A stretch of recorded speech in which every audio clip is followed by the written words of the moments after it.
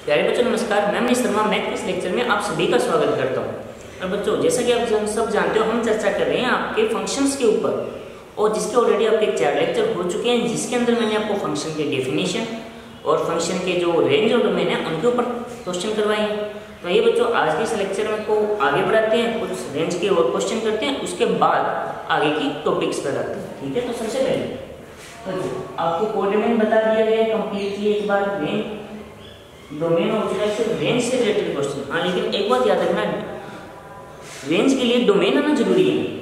Range के लिए domain आना जरूरी है। देखिए जब जो डोमेन के बारे में नहीं पता है तो रेंज नहीं निकाल पाएगा। ठीक है, तो सबसे पहले जो देखो, जैसे आप क्वेश्चन ले रहे हैं कोई कि fx equal to 2x plus 1 का रूट।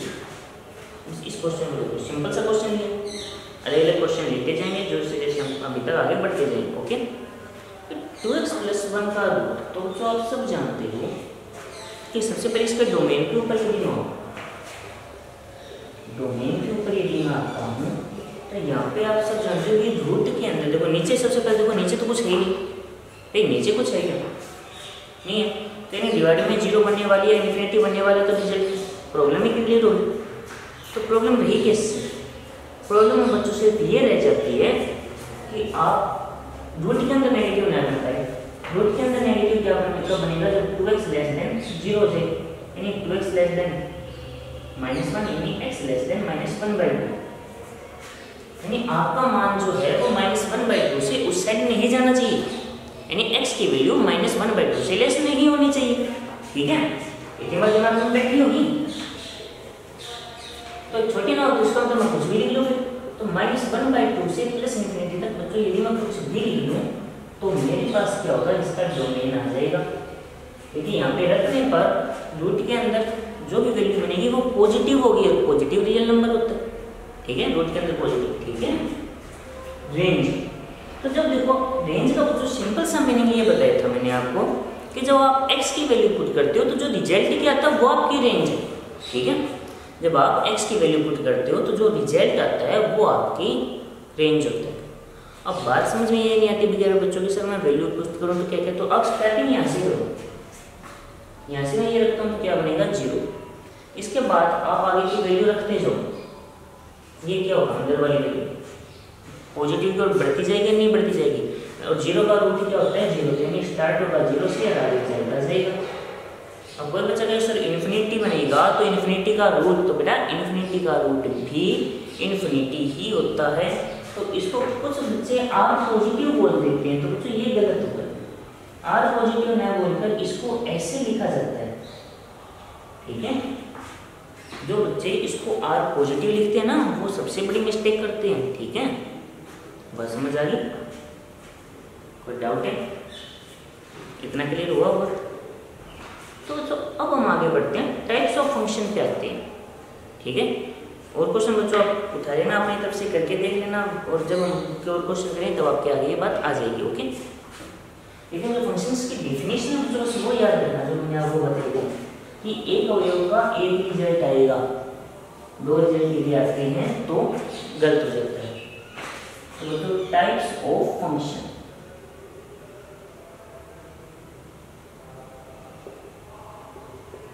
तो आज मैं आपको रेंज डोमेन ग्राफ के थ्रू भी बताना सीखूंगा। यदि आपको ग्राफ आता है ना बनाना तो आप उसका रेंज डोमेन भी बता सकते हो। ठीक है, तो समझिए, देखो सबसे पहले आता है आइडेंटिटी फंक्शन। कौन सा फंक्शन आता है बच्चों? आपका आइडेंटिटी फंक्शन, जिसे आप हिंदी में क्या कहते हो? तत्समक फलन। ओके, सबसे पहले बच्चों आपका क्या आया? तत्समक फलन। अब बात आती है तत्समक फलन होता क्या, कैसे? तो सिंपल से इसका मीनिंग होता है कि यदि fx equal to fx equal to क्या हो? x हो, तो उस कंडीशन में जो दिया गया फंक्शन होगा वो आपका क्या हो जाएगा?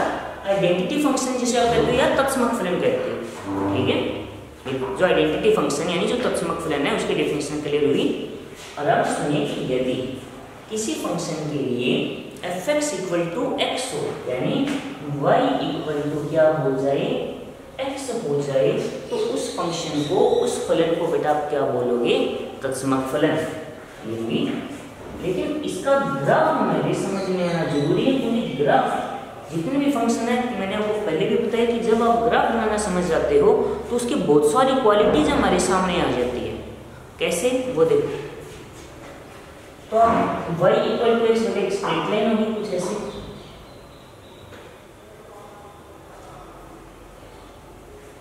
या आपका y इक्वल टू एक्स होगा।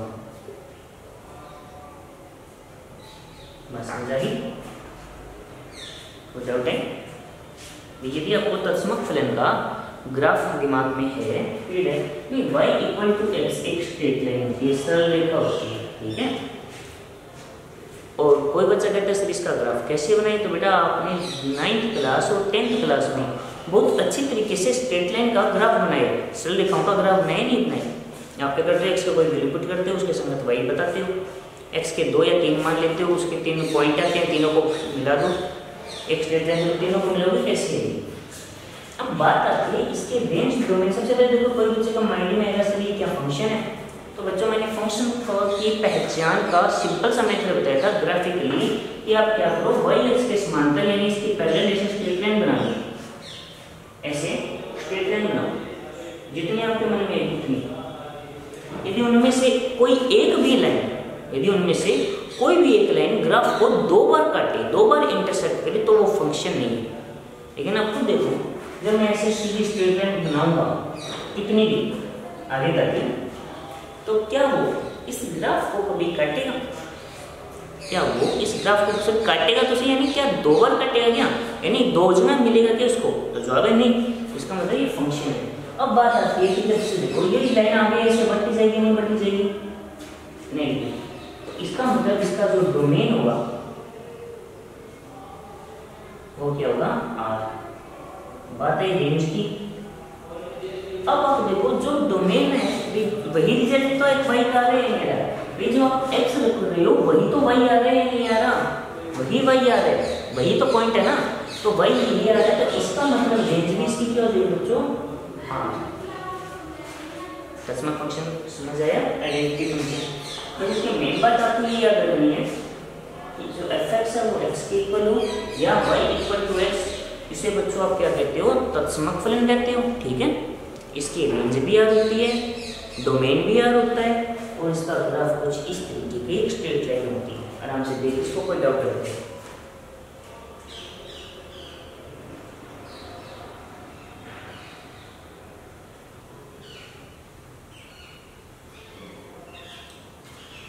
ठीक है बच्चों, इसके बाद हम आते हैं पॉलिनोमियल फंक्शन के ऊपर। पॉलिनोमियल ये आप क्या करते हो, बहुपद फलन या बीजगणित के फलन भी ज्यादातर में यूज कर सकते हैं। पॉलिनोमियल फलन होता क्या, जैसे यदि y इक्वल टू ये हो जाए कुछ,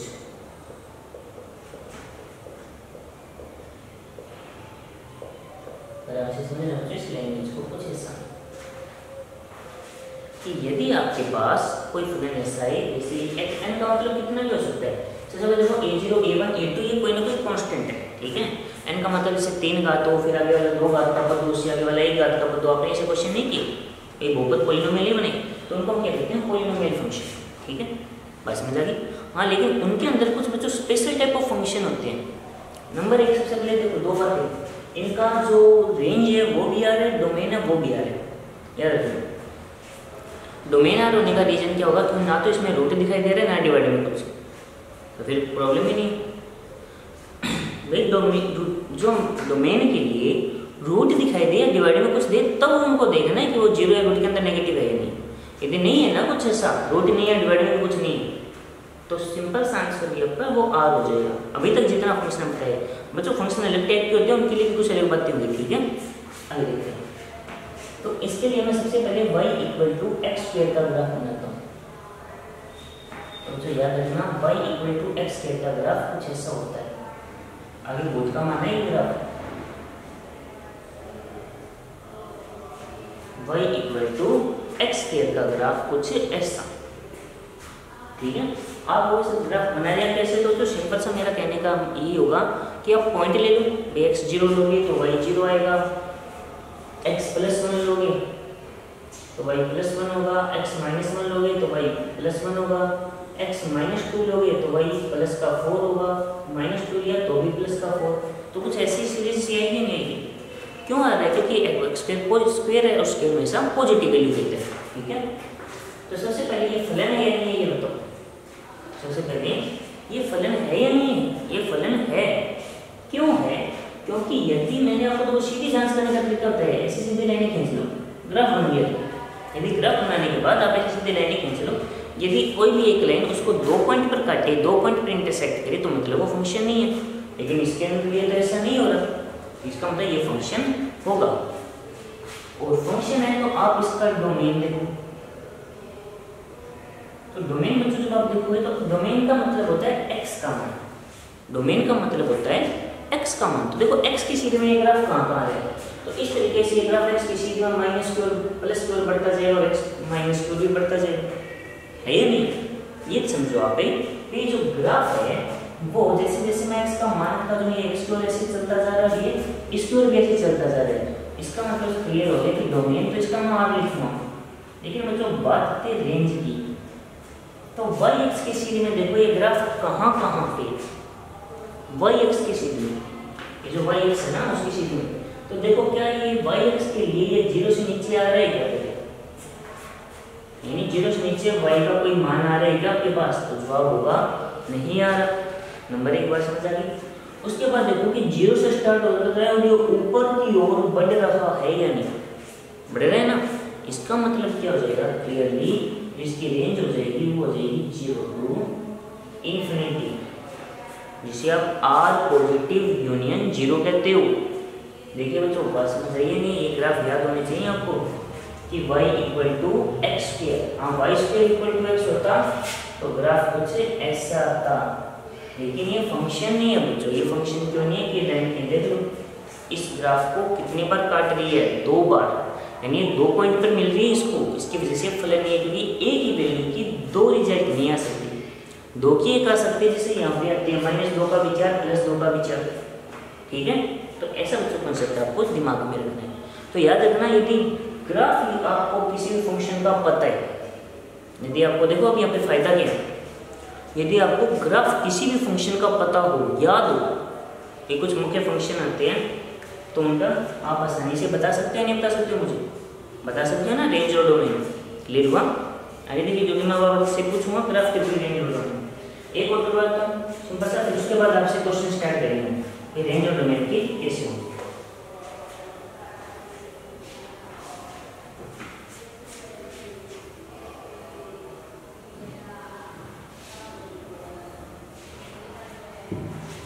तो y इक्वल टू जो x क्यूब होगा तो जब उसके ऊपर हमारी चर्चा होगी, ठीक है।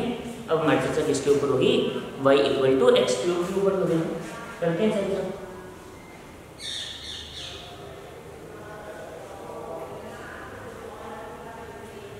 तो मुझे इसका जो ग्राफ होता है कुछ ऐसा होता है, ठीक है। किसी बच्चे को ग्राफ देखो याद रख लो तो बच्चों बेटर है। बाकी ग्राफ बनाने का आपको तरीका एक ही होता है, मान रखो, पता करो, x का मान रखो, y के मान याद करो, उनको मिला दो। हमें तो जब कर्व मिला थोड़ा ढंग से मिलाना, सीधा पॉइंट ऐसे मत मिलाना, जैसे 3 पॉइंट है ना, इनको ऐसे मत मिलाना, 3 पॉइंट है तो इनको ऐसे मिलाओ, यानी कर्व की शेप, ठीक है। थोड़ी सी ये याद रखो। तो मुझे देखने से पता चल रहा है इसका डोमेन भी क्या होगा, r होगा, और रेंज भी क्या होगी, r होगी। क्यों नहीं, क्योंकि देखो y एक्स की सीधी में ये ऊपर भी जा रहा है और नीचे भी जा रहा है, ये भी ऊपर की ओर बढ़ रहा है या नहीं बढ़ रहा है, नीचे की ओर बढ़ रहा है, बीच में कहीं पर टूट रहा है क्या, बीच में कहीं पर टूट भी नहीं रहा है। इसका मतलब ये हो गया कि जो आपका ये फलन है उसके लिए क्या हो जाएगा, रेंज r हो जाएगी। डोमेन देख सकते हो कि x एक्स की सीधी के अकॉर्डिंग देख लो और y एक्स के अकॉर्डिंग देख लो, ऐसे आगे चल रहा है या नहीं चल रहा है, चल रहा है। इसका मतलब स्पष्ट है कि आपका जो डोमेन है वो भी क्या होगा, r होगा। क्लियर हुआ बच्चों। अब थोड़ा सा आगे आते हैं। अब जो थोड़ा सा एक बार प्रीवियस लेक्चर्स किया हुआ कुछ जो मैं कुछ बोल रहा हूँ उनको सोचो कि यदि आपको याद हो तो मैंने आपको ट्रिग्नोमेट्रिक फंक्शंस की ग्राफ करवाई या नहीं करवाई। जो आपका थर्ड चैप्टर ट्रिग्नोमेट्री मैंने करवाया था उसके अंदर मैंने आपको ग्राफ करवाए थे या नहीं, सोचो याद है या नहीं वो भी।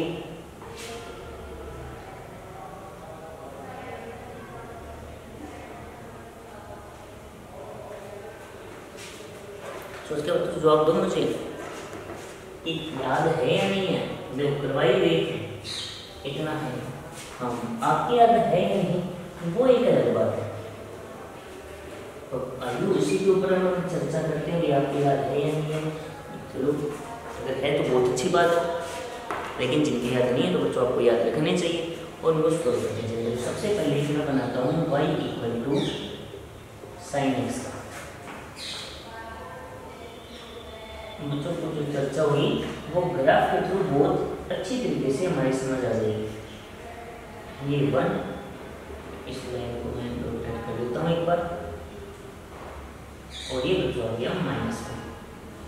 इस लाइन को भी हम डॉटेड फॉर्म में लिख देते हैं। इसका तो जो ग्राफ होता है वो कुछ ऐसा होता है।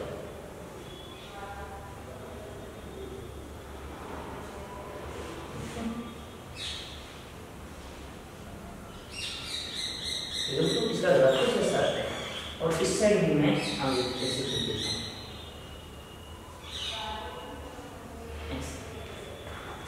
ये पॉइंट जहाँ पे आपका 1 नहीं होता है π/2, ये पाई, ये 3π/2, ये 2π। ये पॉइंट जो आपका -π/2, -π, -3π/2 और माइनस का 2। तो पॉइंट का मतलब ये नहीं है कि आगे चल रहा है, ये ग्राफ ऐसे आगे चल रहा है, ये ऐसे आगे चल रहा है, ये गुजर के ऐसे आगे चल रहा है। तो बच्चों आप डोमेन और रेंज के ऊपर फोकस करो। डोमेन और रेंज सबसे पहले बच्चों हम फोकस करते हैं डोमेन के ऊपर। तो डोमेन देखो ये एक्स एक्स की शीट में देखो, एक्स एक्स के अकॉर्डिंग ग्राफ आगे तक चलता रहेगा या नहीं चलता रहेगा पॉजिटिव डायरेक्शन में, और बच्चों नेगेटिव डायरेक्शन में भी ये ग्राफ आगे चलता रहेगा या नहीं चलता रहेगा, चलता रहेगा ना। यानी ऐसे एक बात क्लियर हो रही है कि जो आपका ग्राफ है वो एक्स एक्सिस के अकॉर्डिंग आगे रेगुलरली चल रहा है, यहाँ पे रेगुलरली चलेगा। इसका मतलब स्पष्ट ये होगा कि इसका डोमेन क्या होगा, आर होगा। क्लियर बात, तो डोमेन क्या होगा, आर होगा या नहीं होगा। लेकिन बात जब आ जाती है बच्चों रेंज की, रेंज के लिए आपको ये देखना होता है कि वाई एक्स के अकॉर्डिंग, वाई एक्स के अकॉर्डिंग ग्राफ कहाँ से कहाँ तक जा रहा है, वाई एक्स के अकॉर्डिंग आपका ग्राफ कहाँ से कहाँ तक जा रहा है। तो ये देखो ये -1 और ये +1 है, यानी आपके ग्राफ के जो जाने के डायरेक्शन है वो -1 से +1 के बीच है या नहीं। यानी आपका ग्राफ -1 से +1 के बीच में ही घूम रहे हैं, यानी +1 से ऊपर नहीं जा रहा, -1 से नीचे नहीं जा रहा। यहाँ से एक बात समझ आ जानी चाहिए कि इसके जो रेंज होगी वो क्या हो जाएगी, -1 to 1। अब देखो जो ग्राफ के थ्रू रेंज समझ में आई या नहीं, डोमेन समझ आया या नहीं है। तो यदि आपको ग्राफ बनाना आता है तो आप उस फंक्शन का बहुत इजीली डोमेन और रेंज बता सकते हो, ठीक है। तो जो कोस का मैं ग्राफ बना के रखता हूँ, सिर्फ कोस का ग्राफ नॉर्मली सीधा सा बता रहा हूँ आपको, ये ऐसा होता है कुछ ऐसा, या 1.1 होता है या लोवेस्ट पॉइंट होता है -1। तो देखते पता चल गया होगा डोमेन आर, लेकिन रेंज भी -1 to 1। कोस के लिए ये होता है y equal to cos x के लिए जिसका डोमेन होगा वो जाएगा r, बट इसकी जो रेंज है वो जाएगी -1 to 1। तो एक ग्राफ और बैठे चलो y इक्वल टू 10x। यदि इसका ग्राफ याद हो तो आपको बहुत कुछ बातें समझ आ जाएगी। कुछ ऐसा हो रहा है, ये लाइन होती है π/2 वाली, ये 3π/2 वाली, यहाँ पे पाई ऐसे।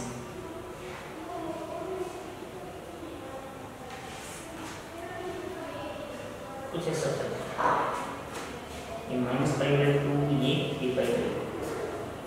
ठीक, अब आप समझो इसको आराम से माइंड लो। सबसे पहले तो ये देखो कि ये एक्स एक्स के कौन से मान है जहाँ पे ग्राफ ब्रेक हो रहा है। तो जो π/2, 3π/2, -π/2, 3π/2 माइनस का इन पे हो रहा है ये नहीं रहा, यानी π/2 वो भी ओड नंबर बन यानी 1π/2, 3π/2, 5π/2, 7π/2 यानी π/2 का यदि कोफिशिएंट 1, 2, 1, 3, 5, 7 है यानी विषम संख्या है तो ऐसा यहाँ पे रिमूव हो जाएगा। तो इसका जो डोमेन होगा टेन का यहाँ लिख रहा हूँ बच्चों, इसका जो डोमेन होगा वो क्या हो जाएगा r minus 2n plus 1 π/2 where n belong from z। यानी मैं प्रोनाउन लिखता हूँ। अब देखो क्या ऐसा बन सकता है, तो यदि मैं इनका मान 0 लूँगा तो 1/2 होगा, ठीक है। n का मान 1 लूँगा तो 2 × 1 2 + 1 3, 2 × 2 4 + 1 5, सही बन रहा है। -1 लो तो -1 आएगा, -2 लिया तो -3 यानी टेबल बी बन जाएगा। तो इसका डोमेन कुछ ऐसा हो जाएगा। अब आपको इसे पता कैसे चला बच्चों, पता करने की सिंपल सी बात है, जहाँ पे आपका ग्राफ ब्रेक हो रहा हो, टूट रहा हो, टूटता कहाँ π/2 के ऊपर, उसके बाद स्टार्ट हो ही गया वो वापस। तो जहाँ पे आपका ग्राफ ब्रेक हो उन पॉइंट को आपको निकलेंगे, ठीक है, डोमेन को। और रेंज बच्चों, रेंज के लिए तो कुछ ज़्यादा सोचने वाली बात नहीं है। रेंज तो इसकी क्या होगी r, क्योंकि y एक्सिस से रेंज कहीं टूट नहीं रहा है, कंप्लीट से आ रहा है, बार-बार रिपीट हो रहे हैं, ठीक है। तो अब बताइए बच्चों, आपको रेंज और डोमेन समझ आई नहीं? तो बच्चों मुख्यतः साइन कोस टेन होते हैं, हाँ, लेकिन होमवर्क में जो आपको दे रहा हूँ एक ग्राफ आप याद करो और उनके आधार पे रेंज और डोमेन पता करो। अगर नेक्स्ट लेक्चर में हम ट्रिग्नोमेट्रिक फंक्शन के ग्राफ और कुछ और टाइप्स ऑफ फंक्शन है उनको करेंगे, उनके बारे में जो बहुत सारी बातें जो आपको देखनी है समझनी है उनको डिस्कस करेंगे। तो तब तक के लिए टेक केयर।